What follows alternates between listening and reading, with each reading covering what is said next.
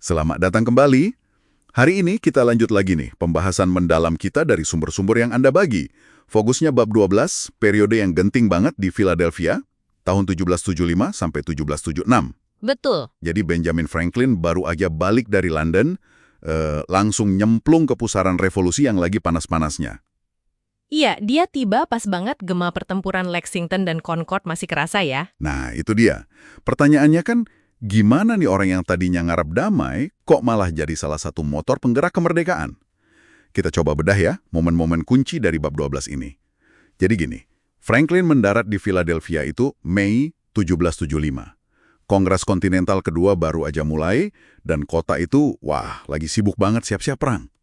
Iya, sumber Anda cerita gitu. Yang agak aneh, Franklin malah kayaknya seneng lihat persiapan perang ini.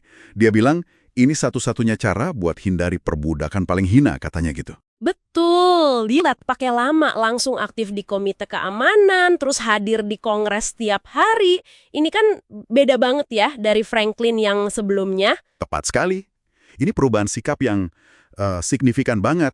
Sumber-sumber Anda kan nunjukin kalau pengalaman pahitnya di London, merasa dilecehkan gitu ya, itu benar-benar bikin dia keras hati. Ah iya benar. Pas nyampe Philadelphia, dia lihat semangat baru. Gaya hidup hemat, rajin, tiba-tiba jadi tren. Nah, itu dia lihat sebagai bukti kalau perjuangan ini serius, bukan cuma ngomong doang. Jadi kayak konfirmasi gitu ya buat dia. Iya, kayaknya dia jadi yakin, wah rekonsiliasi udah nggak mungkin, harus lawan. Tapi ya, pilihan politik ini ada harga pribadinya yang mahal banget. Di bab 12 ini diceritain pertemuan yang, canggung banget pasti. Antara Franklin sama anaknya sendiri, William. Iya, William kan gubernur New Jersey, masih setia sama Raja Inggris. Nah, ada satu momen tegang di Trevose. Sumber Anda cerita, Franklin di depan William nolak mentah-mentah usulan rekonsiliasi dari Galloway, sekutunya sendiri. Kebayang nggak sih dinginnya suasana waktu itu?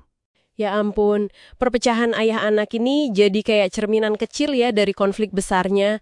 Tragis banget. Iya. Sumber Anda bahkan nyebutin secara spesifik, si William ini kemudian bocorin info misi rahasia ayahnya ke Kanada, ke Inggris. Serius? Wah. Iya. Di titik itu, hubungan mereka udah nggak bisa diperbaiki lagi lah. Ini gambaran nyata banget pengorbanan personal Franklin. Ikatan keluarga kalah sama keyakinan politik. Berat banget ya. Terus masuk awal 1776 nih, anginnya makin kenceng berubah. Muncul pamflet Common Sense karya Thomas Paine. Wah, ini fenomenal. Nah, ini dia. Dan ternyata Franklin ada peran di belakang layar loh. Sumber Anda nyatet, dia yang bantu Paine datang ke Amerika, terus kasih masukan juga buat draft pamflet itu. Betul. Pamflet ini kan argumennya tajam banget ya, ngelawan monarki.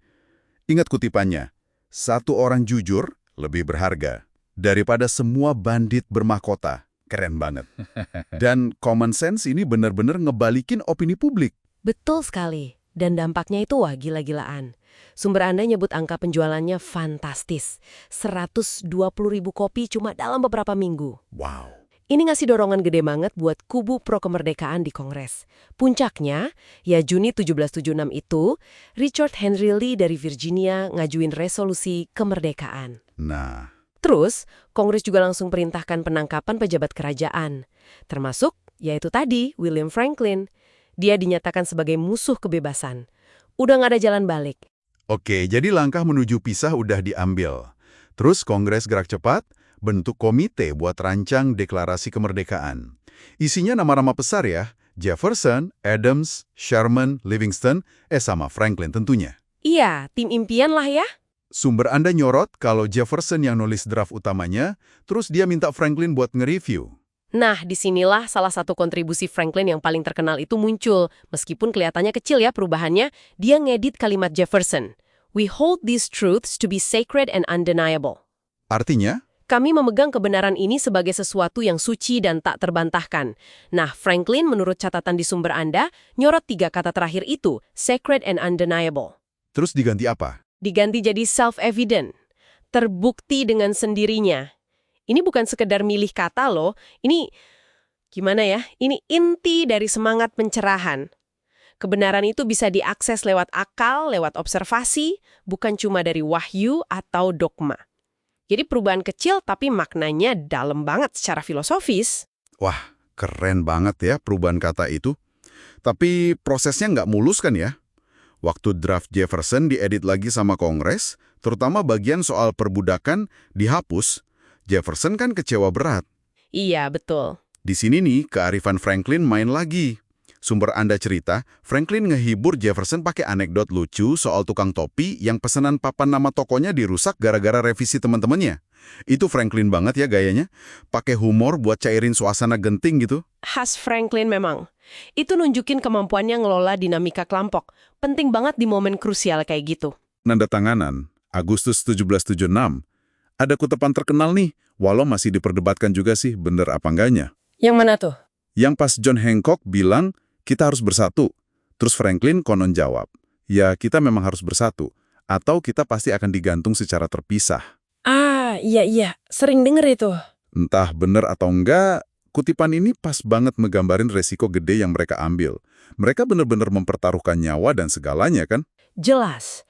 Periode 1775-1776 ini, seperti yang tergambar jelas ya di sumber-sumber Anda dari bab 12 ini, nunjukin Franklin dalam banyak peran sekaligus. Bukan cuma negarawan bijak, tapi juga editor yang teliti, pendorong semangat, sekaligus ayah yang hatinya terkoyak karena konflik sama anaknya, William. Iya, kompleks banget ya. Blik di atas segalanya, gitu. Dari semua yang kita bahas barusan nih, berdasarkan sumber-sumber Anda, ada satu hal yang mungkin bisa Anda renungkan juga di rumah. Apa tuh? Gini, gimana sih seorang pragmatis kayak Franklin, yang kita tahu selalu pinter banget nimbang untung rugi, kok bisa ya ngambil lompatan keyakinan segede ini, dukung revolusi yang penuh risiko gitu? Mungkinkah justru luka dari konflik pribadinya sama si anak itu yang malah bikin komitmennya ke cita-cita Amerika yang baru ini jadi makin kuat? Sesuatu buat dipikirin lagi ya.